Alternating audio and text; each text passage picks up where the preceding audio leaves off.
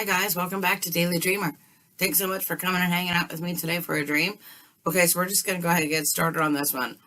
It was a really cool dream. So I wake up, come to, and I am in the middle of a field and there's wheat stalks all around me. They're just blowing in the wind. Real pretty day, if you will. I can feel the sun on my back. But ahead of me in the distance, I see 3 or 4 pink houses. Particularly 3. I thought there was 4, but I was focused more on the 3. And they're off in a distance, and I see that they are connected by what appears to be a cord. So I get real excited because these houses are like shades of pink, and they're just brighter as you go down the line. It's almost as though I'm looking at a pink train, if you will, that was going nowhere. Anyways, each one of these homes, the shade of pink was just a bit brighter, and it was really exciting. And so I wanted to go and approach the houses. As I got closer, I could see that these houses were connected not by a cord of any sort, but by licorice. It was green licorice, and it was the ones that you can peel and eat, so the bundled ones. So that was what was connecting these houses. So I get closer to the middle house, and as I approach, my active side is already there. I can see, if I looked at the houses, that there was a person in each one of these homes, but on different floors. So one over here was in the basement.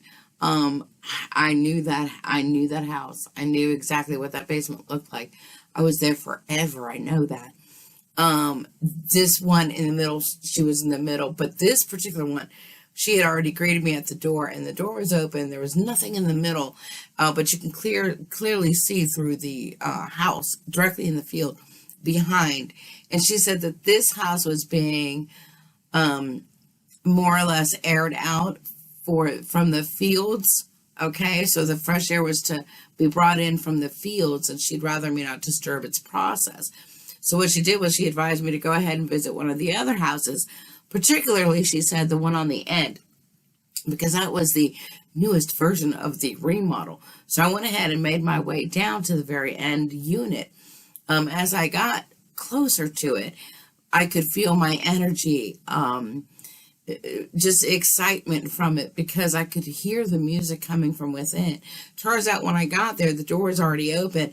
There was a DJ standing there, and he's just jamming out. So when you looked inside, you could see the entire universe was just jamming out to music, having a great time. My active side, yet again, approaches me from this house, and she says, I'm happy to see that you made it. Congratulations. Too bad you can't stay. And my response to her was, what are you talking about? I just got here. She said, well, you might want to let your other timeline know that. And I just was baffled for a moment, but at that point I was whisked back to reality. So that was kind of disappointing. I guess she was right. It's a shame I couldn't stay and hang out. I would have loved to party with the universe. So what on earth did that dream mean? Let's go find out, shall we? What do you think the dream meant, guys? Okay, where do you think our heart gets its electrical capacity from? It comes from being connected to the Earth's electromagnetic fields. Our hearts are our batteries. The pink homes were my heart. My connection was the licorice, via the intertwined bundles of individual strands that were energy. Many of our ancient spiritual figures, they knew about this hidden knowledge and these connections, and they meditated. They prayed on these magnetic lines. Doing so, what they did was they elevated their electrical auras themselves. They elevated their intellect, their connections to their higher self, if you will. All of this was done through the activation of the 7 energy centers, the chakras of Earth. The chakra system of Earth is arranged not in an anatomical way, but more in an energy sequence way. They're done so at the 7 key dome centers around Earth. Earth chakras, they hold these energetic signatures that are known to raise all of our energies. For example, the very first chakra, the root, that is located at Mount Shasta in California. The color for it is red because it represents the raw life of life force energy. The second one is the sacral chakra. The color is orange, and that's located at like Lake Titicaca. But it also includes Machu Picchu. Like I said, the color for that one is orange, and so on and so on. But when you get to the fourth chakra, the heart chakra, the colors for that are known to be green and pink, which is why I think I dreamt those colors. Those colors, this chakra, it represents the Holy Grail, if you will.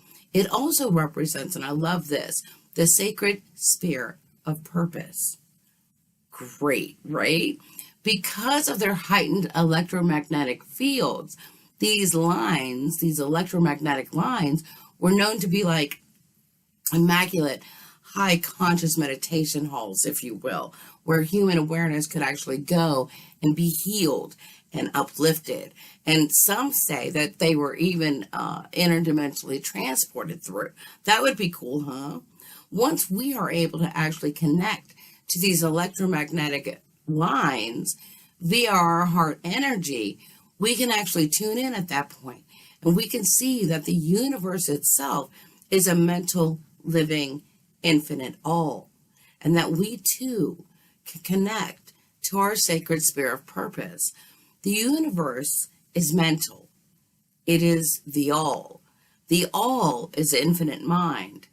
An infinite mind is our reality. Infinite mind is the beginning of all universes. In order for us to understand this, we have to actually understand a couple more things for us to be able to reach the miracle of oneness within ourselves. We have to understand a couple things. For example, one, that whatever is below must be above. And likewise, whatever is going to be above must be below. In this infinite oneness that we have, our infinite minds, everything is dual. We have poles, pairs, opposites. We have both male and female aspects in its oneness. In this infinite mind, we understand that just like us going what seems to be like 24/7, nothing rests. Everything moves. Everything vibrates. Everything has tides. And as they rise and they fall, just like with pendulums, our infinite mind swings to the right and to the left, and it goes through valleys and it goes through peaks. Our minds have infinite choice, but with those infinite choices, we have to understand that every choice has an effect, and every effect has its cause. Every cause will always have an effect. That is known as the law of infinite mind. Some would call it karma, but really it's just cause and effect here. But with all those unlimited choices, we need to know that nothing at this point will ever be just by chance. Okay? If we are more aware of this natural phenomenon, if we can break our mental bonds to the material matrix, if we can take action by being able to interface with the magnetic ley lines out there that correspond with the earth chakras as well as our own, then we can truly take back what is rightfully ours. We can positively manifest paradise here on earth. It's at this point that we can become what we were intended to be. Hue, which means light. Man, which means being. Human, light being. Guys, knowledge is power, but when you have applied knowledge, well, that in itself is true freedom for yourself. Till next time, guys, thanks so much for joining me for Daily Dreamer. Many blessings to ya.